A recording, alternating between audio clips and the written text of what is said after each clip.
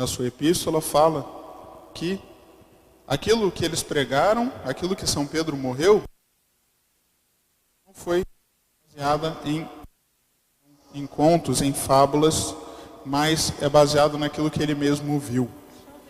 E o que ele viu a transfiguração do Senhor. Ele conta aquilo que nós ouvimos hoje. E isso que ele viu, essa palavra que ele ouviu na montanha sagrada, o Monte Tabor, escutai-o, ficou gravado no seu coração, de tal forma que ele diz que essa palavra que veio de Deus é a lâmpada que ilumina o lugar escuro. Sua vida e toda a vida, nós podemos pensar na nossa própria vida, é como um caminhar pela escuridão, precisa ser iluminada por uma lâmpada. E essa lâmpada é essa palavra que o Pai, da nuvem luminosa, traz para nós. Escutai-o. Escutai-o é a palavra de ordem. E nós podemos pensar, com certeza, que escutai-o como lâmpada que ilumina o caminho do homem, que ilumina a vida cristã, é a mesma coisa do que dizer que a vida cristã vai ser iluminada pela oração. A oração é esse processo de fala e escuta. Nossa vida para com Deus, ela tem tanta luz quanto mais forte é a nossa oração. E o Evangelho da Transfiguração do Senhor, uma das passagens mais bonitas do Evangelho, mais contemplativas, é uma verdadeira escola de oração. Diz São Mateus que Jesus tomou consigo Pedro, Tiago e João. Primeira coisa que nós aprendemos da oração é que a oração, ela é graça. É claro que a gente reza para pedir graças, mas o próprio fato de estarmos rezando de si já é uma graça. É Jesus que nos leva para rezar. Aqui não diz que Pedro, Tiago e João decidiram subir o monte. Que diz que Jesus pegou Pedro, Tiago e João. Jesus pegou Pedro, Tiago e João. Nós podemos pensar que Jesus tomou cada um de nós e levou para a oração. Oração é graça. Muitas pessoas, às vezes, depois que caem em algum pecado, ficam meio confusas, atordoadas, desanimadas de rezar.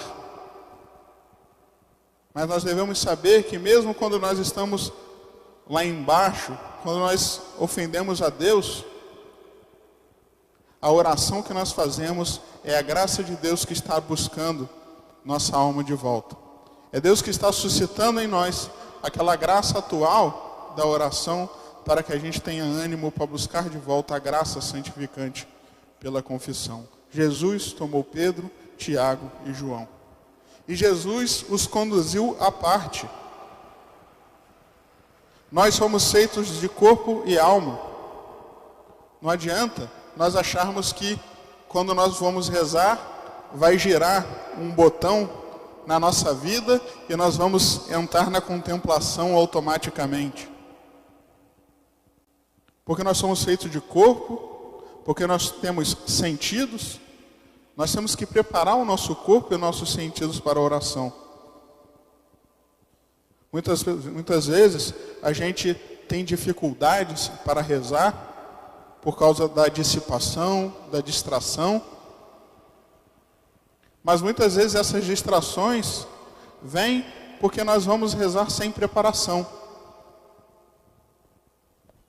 Aqui no Evangelho fala que Jesus os tomou à parte. Quando nós vamos rezar, nós temos que ser tomados à parte. Nós temos que preparar o ambiente da nossa oração. É por isso que a gente vem na igreja e a igreja tem um certo ambiente. Uma certa luminosidade, as imagens. Mesmo na nossa casa, quando nós vamos rezar, a gente não pode rezar em qualquer lugar. Nós temos que preparar o ambiente e principalmente preparar o coração pelo silêncio. Não é desligou a televisão para rezar.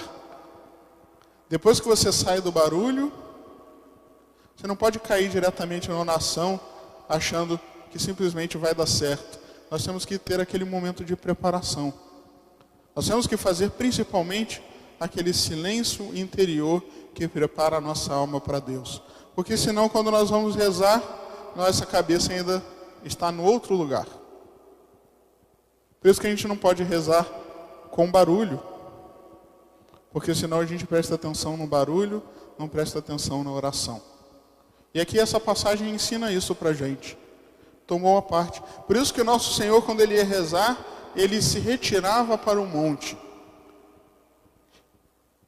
Mesmo Jesus, sendo Deus, tendo a visão beatífica, para nos ensinar como rezar, Ele sempre fazia isso. Ele se retirava. Se retirava para um lugar melhor, onde Ele podia, mais à vontade, entrar em contato com o Pai. Jesus tomou Pedro, Tiago e João, os conduziu à parte. E os conduziu à parte aonde? Numa alta montanha. Quando nós vamos rezar, não só nós temos que preparar o nosso coração, mas também nós temos que preparar a nossa mente. Alta montanha, lugar das alturas, significa que nossa mente tem que estar voltada para as coisas do alto na nossa oração. Nós temos que pensar em Deus.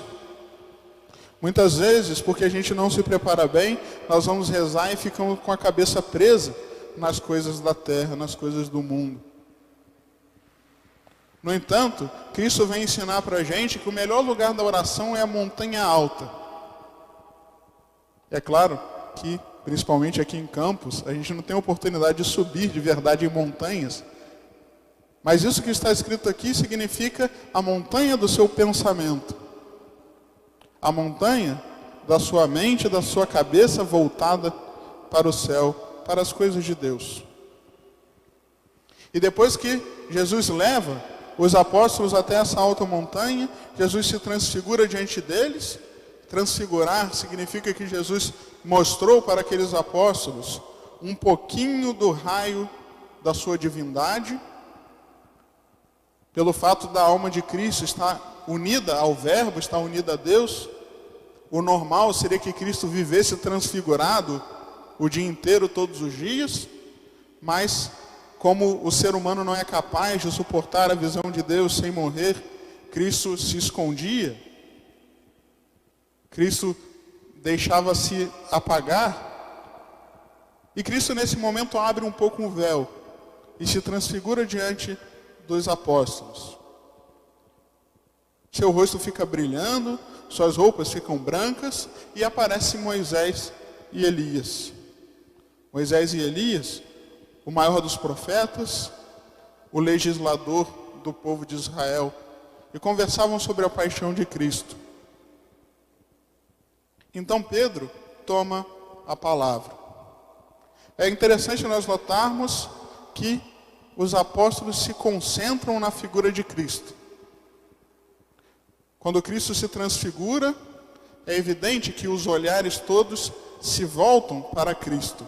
Aqui está falando que apareceram Moisés e Elias. É mais impressionante nós vermos diante de nós pessoas que já morreram do que nós vermos alguém que nós vemos todos os dias.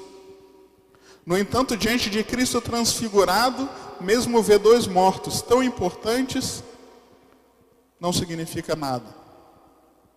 Moisés e Elias ali do lado é só um apêndice. O que importa é Cristo transfigurado. E assim deve ser a nossa oração. Nossa oração deve ser concentrada, voltada para Cristo. E quando na nossa oração, depois de nos termos preparado, depois de levarmos nossa mente, depois de nos concentrarmos na figura de Cristo, nós devemos dizer para Ele o quanto nós o amamos, o quanto estamos felizes de estarmos em sua presença. E é o que São Pedro faz com essa oração tão bonita: Senhor, é bom estarmos aqui. Quem dera se nós pudéssemos dizer em todos os nossos momentos de oração, com sinceridade, com a sinceridade que era própria de São Pedro, essa frase: Senhor, é bom estarmos aqui. Infelizmente, muitas vezes nas nossas orações, nós não chegamos a falar, mas nós demonstramos que, na verdade, Senhor, eu não queria estar aqui. Senhor, isso não vai acabar nunca. Infelizmente, a fraqueza do homem faz com que a oração torne-se muitas vezes um exercício árduo, um exercício duro. É claro que nós também não podemos ser mentirosos, de naquele momento em que nós estamos nos esforçando para rezar, falar, Senhor, como é bom estar aqui. Mas nós podemos ter a sinceridade de falar, Senhor, eu estou com dificuldade de estar aqui, mas eu quero continuar até aprender na vossa escola como é bom estar em vossa presença, como é feliz aquele que habita na vossa casa. Que nós possamos todo dia na nossa oração pedir, Senhor, que um dia eu possa me alegrar de estar em vossa presença. E quando a nossa oração se concentra em Cristo, a gente passa a se esquecer de si mesmo. Nós vemos São Pedro falando, Senhor, se o Senhor quiser, eu faço 3 tendas. Uma para o Senhor, uma para Moisés, outra para Elias. Mas os apóstolos também estavam ali, será que eles não mereciam também tendas? Eles esqueceram de si mesmos. Diante de Cristo, o que nos importa? Qual o problema de ficarmos aqui no sereno? Será que na nossa oração a gente se concentra mais em Deus ou mais em nós mesmos? Será que nossa oração é só um falar de nós mesmos para Deus?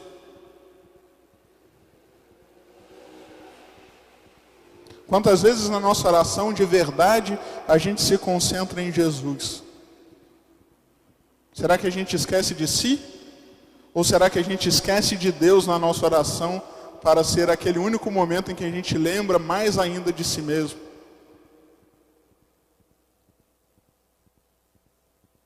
E São Pedro, empolgado com aquele momento, falando tudo isso, escuta uma voz que vem do céu. É o Pai que fala, este é o meu Filho amado, escutai. Se é claro que é bom nós expressarmos para Deus nossa felicidade em estar rezando, também nós temos que ter cuidado para que nossa oração não se torne um discurso nosso. A oração é diálogo com Deus. Diálogo é feito de falar e ouvir. E ouvir é o mais importante. Esse é meu Filho amado, escutai. O quanto nós temos escutado a Deus na oração. E a prova de que o escutai é a parte principal, é nós vermos São Pedro, muitos anos depois, na sua epístola, que é o que nós lemos hoje, falando. Eu estava lá no monte, quando o Pai falou, escutai-o.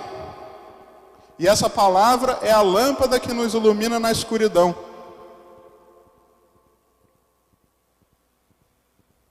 Escutai-o.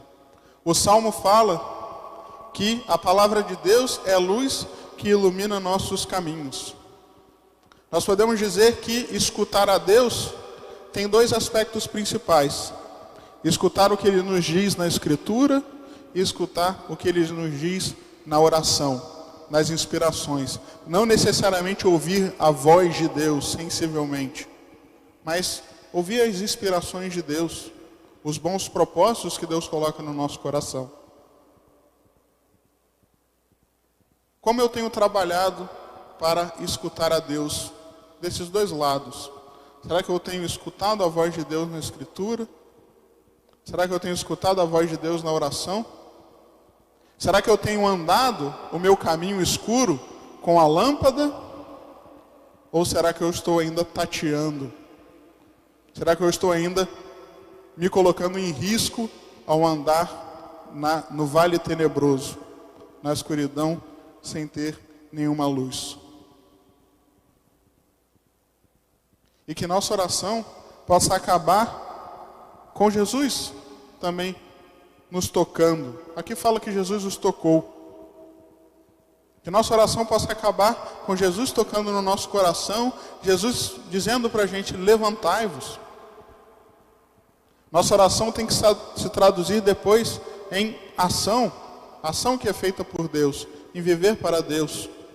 E mais ainda, mais importante, que a gente possa também, como está dito dos apóstolos, depois que Cristo toca os apóstolos, diz aqui que os apóstolos viram Jesus só. Antes, os apóstolos viam Jesus, Moisés e Elias. Agora, os apóstolos veem Jesus só. Não que Moisés e Elias não fossem importantes,